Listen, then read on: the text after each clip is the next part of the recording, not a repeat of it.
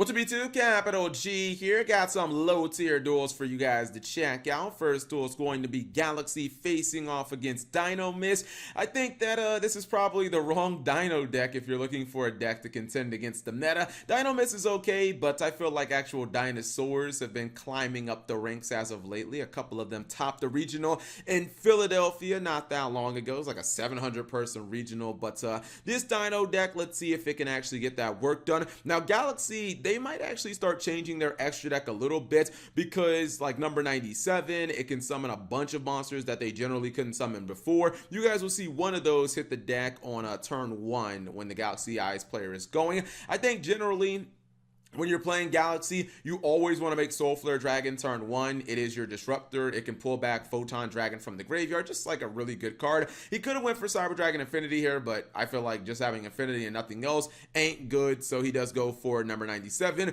This is the card I'm talking about. It's going to be able to pull back pull out the 92 Heart Earth Dragon. I love that card so much, man. That card is so fantastic looking. This was the cover card of Cosmo Blazer. I gotta get this card in and not the ultra rare. No, I think this card was released in ultra rare, but gotta get the ghost rare copy of this card. Such a fantastic. It's only like $8 too. It's actually quite amazing.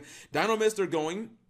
Activates Dino-Mist charge. He is going to Pendulum Summon, well no, Pendulum Summon 2 here, and he did use his normal summon. This I think is questionable, right? So basically he's using Spinos twice, and Spinos has an effect where you contribute, and then you contribute a Dino-Mist monster, and then you can either have it attack directly that turn, or you can have it attack twice. He just said, YOLO Cap, I'm using them both, so he can attack for I guess 5 grand. I mean, it's cute, but like it doesn't do anything to actually get rid of these monsters. You cannot attack in the Heart Earth Dragon. For anybody wondering, oh, Cap, it's got 0 attack, why not run it over? It can't be destroyed by battle. Also, your opponent would take the battle damage. So if you attack in the Heart Earth Dragon, you're basically just attacking yourself. There's no reason to do that. The problem is Heart Earth Dragon can banish monsters your opponent summoned that are still on the field during the end phase. So bye-bye Spinos, and now your field is open. And I believe he might actually use number 97 again. Yeah, he's going to use it again. He did that play right there with Hipposhin again, just because he wanted to open up an extra monster zone. And don't worry, this Numeron Dragon, 500 attack, oh goodness, it's not going to be 500 attack for long. Chances are this thing's going to be close to 20,000 attack. This card is actually like super good because you summon it and its attack goes through the roof when you detach. 18,500 attack. Who's going to survive that much damage? I think basically nobody. So Dino-Mist take that quick L.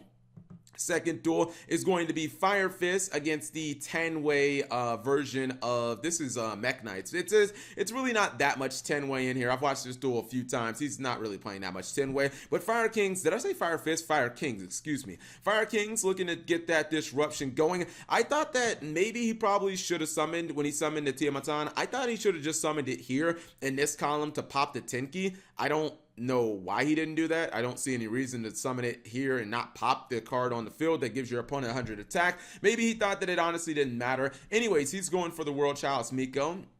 Probably going to get World Legacy Succession. Oh no, he doesn't go for that. He actually goes for the Mech Knight Trap card, the one that summons monsters back from the graveyard and can negate monster activations in the same column as a Mech Knight monster. It's a good card overall. Now his opponent does have that Dark Hole, so the more he commits to the board, the more he's probably going to get punished. Big Chicken Garunic is going to get banished. That would have been nice to get that effect off. He's going to go for Barong and probably pop it from Fire King Island, then his opponent with the Dark Hole. And I thought at this point, I was like, I think maybe he can come back, but nah, he still has that World Legacy, the World Legacy secret, and that gets him back the copy of his Indigo. So his opponent is really kind of set back by that. And let's see where he's going to take this. He's going to go ahead and he's going to search out the World Legacy key. He's going to activate it immediately. Now he's going to go for the Azure. No, that was the Blue Sky. And he's going to actually resolve the 7 effect on this card. It's still ridiculous that this card has this effect. He's just going to banish everything, get rid of all his opponent's cards. His opponent is top decking a copy of True King Island in the way of terraforming, and I feel like both players right now actually don't have a lot going for them, but check this out. He's got the perfect top deck, the Mech Knight Avram. He can just start beating them upside the head with the 2000 beater. who actually, because of the field spell, gains a little more attack. Now, Ash Blossom can be sacrificed to the Fire King Island so that he can get a card, but I feel like if he can't get Garunic's effect online, which I don't think Garunic's has used this effect this entire duel. I'm talking about the like pop the board. I feel like he's just going to be in a really tough spot, especially considering that the Purple Nightfall can actually attack over it, and usually that doesn't happen with Garunic's, but right now he's trying. I mean, he's kind of getting like slapped up. He's going to get a copy of Ghost Ogre. Once he put the Barong in defense mode, I was like, all right, this duel's probably over. And to add insult to injury, his opponent did get the Called by the Grave, which is already good against Fire Kings, but then he used it against the copy of Ghost Ogre to just make sure he could get his attacks through. At this point, True Kings, or excuse me, Fire Kings, I don't know what he could top deck. Maybe the OG version would have been able to get like a copy of, I don't know, Soul Charge or something like that, but I don't think True Kings have very much recovery. I keep saying freaking True Kings, I mean Fire Kings. Sorry.